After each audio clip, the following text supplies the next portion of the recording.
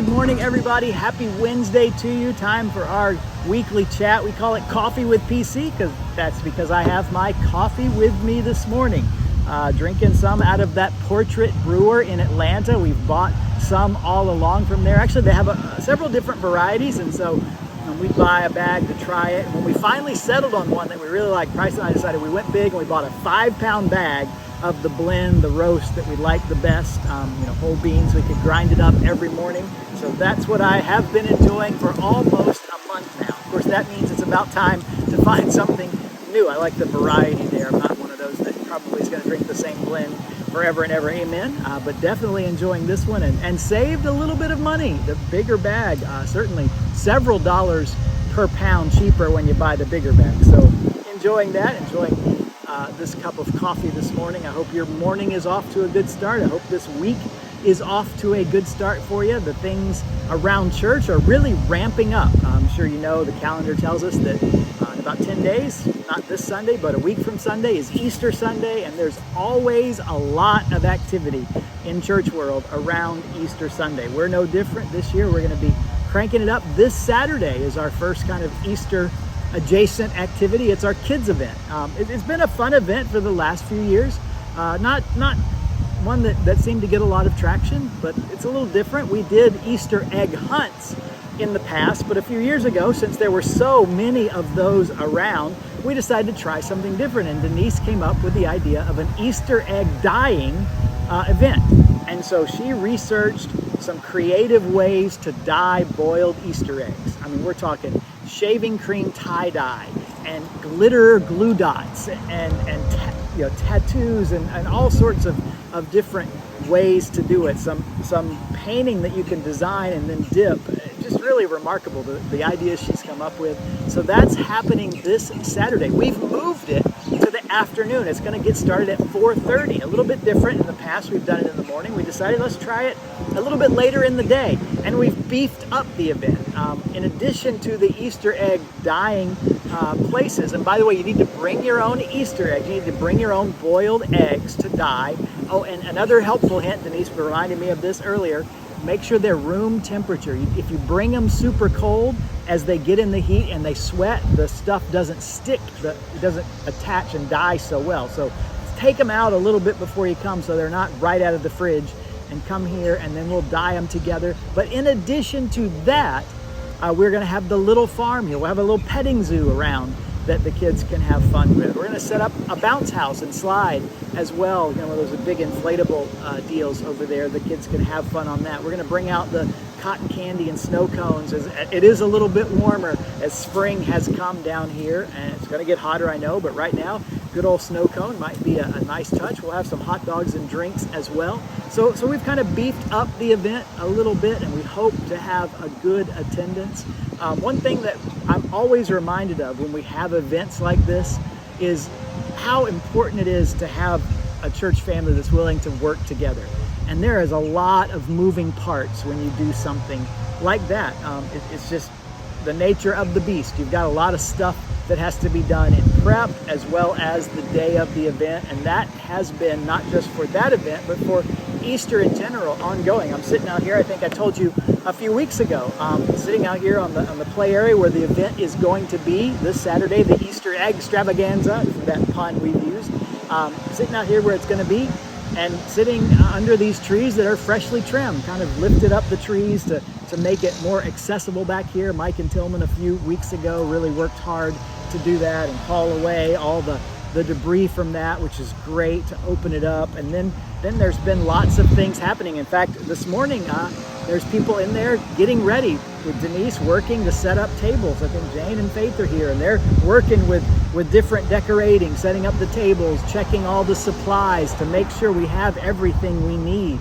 And then Saturday itself, there's going to be a lot of folks come. The different stations, one or two people are going to have to be here to help out at all the different stations for the decorating or for the snacks or for the bounce house or whatever. All that's going to happen. We're going to have to clean the bounce house Thursday. We got some folks coming tomorrow afternoon to help set that up and clean it. It's got a hole in it. We got to patch it. So lots of things going on just to get ready, and then in the execution of that event. And you know, it's great to have so many people willing to help out. And that's just a good thing. It reminds me that's what the church is supposed to do and be.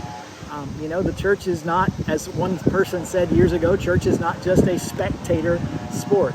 We often think of church as what happens on Sunday. We go to church because there's a service and there's people up there that will lead in music and singing, and the pastor will preach, and maybe there'll be other ushers that help, or greeters, or if an offering is collected in some way. All of that stuff sort of happens. And by the way, that only happens because lots of people get involved. When you come on Sunday here and you see the music happen, that's because all of those people have been working behind the scenes, practicing, donating their time and their talent to lead us in worship. And while we're over there doing that, we've got a bunch of people over with the kids' worship time, leading the kids in age-appropriate activities and worship. It takes a lot of people, and that's a picture the Bible gives us of the church.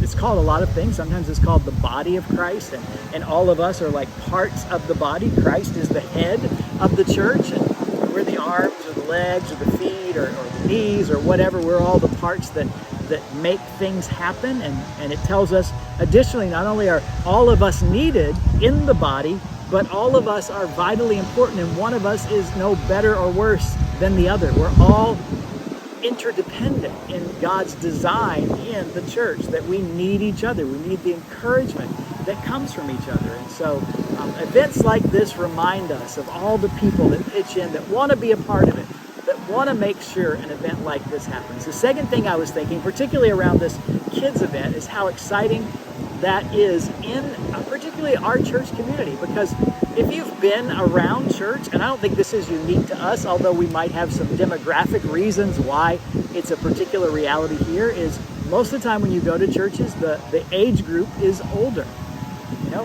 I'm older. I've been here 23 years, so almost doubled in age in the time that I have been here. A little less than that because I came a little older than I've been here, but nonetheless, as we get older and as we age, we see churches typically skew a little bit older. Now I said there's a demographic reason. In the Keys, just the population of the Keys is older. In fact, if you look at demographic reports and you compare the breakdown of age groups or generations in the Keys to the national average, we are way, way above the national average in baby boomers, senior citizens, retirees. And that's probably, realistically, Florida in general, the warmer retirement climates, because that's where often people will retire to those particular places, and we know that's the case here. The dynamics of the economics of the Keys mean that it's probably harder for a young family just starting out to get a foothold and afford housing, and so that is more available to those who are more established, who have had their career and made income that allows them to do that. Lots of demographic reasons, but even though the demographics may say, oh yeah, it's no wonder we skew older, it's very important to have the energy of that next generation of kids. And I know, sometimes in churches there are struggles, there are tensions between the older generation and the younger generation, because hey, things change, culture changes. The way one generation does things isn't the same way another generation does things, and those tensions exist. But one of the things that I'm reminded when we see so many people in our church coming together for an event like this on Saturday that's focused on kids and on young families is the desire for even our folks that are a little bit older to do what's necessary through our church to be a place that's welcoming and has ministry for kids, namely has the opportunity hopefully to reach their grandkids, our kids the age of their grandkids. Such an important investment, because that, we often say the kids are the future of the church, and that's true. If no young families, no kids come into the church, well, when this generation passes away, the church is done. But the reality is, it's not just the future of the church. The younger generations, the kids and the youth, are the church as much as the older generation. And so in that interconnectedness of the church family, old, young, of all generations, of all types, getting together to enjoy and to celebrate the Easter holiday. That's what we'll be doing over these next couple of weekends. This weekend, specifically focused on our younger folks, our kids event, but then next week with Good Friday and Easter for the whole family, including our sunrise service. I might have not mentioned that, but let me remind you, for Easter this year, we're back at Penny Camp for our Easter sunrise service.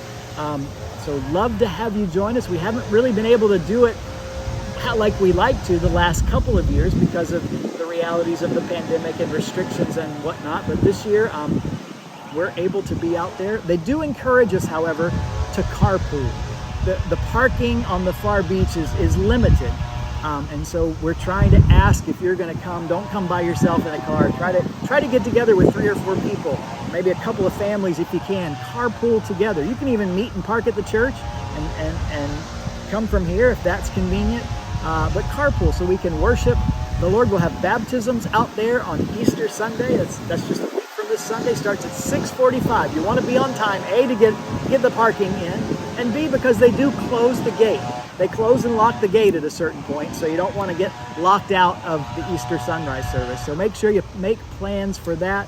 I hope you'll make plans to join us this Sunday for Palm Sunday as well, as we think about the last week in the life of Jesus and how pivotal all of those events are and how key they are, particularly as we have an eye toward Easter Sunday and the resurrection in our salvation. So hope to have you with us somehow, some way, in person, online, certainly on Sunday, but if you're able to come or invite some friends or bring your own family out on Saturday, starting at 4:30 for our Easter Kids event. Hope to see you then. Hope to see you at all those things. Take care and have a great rest of your week.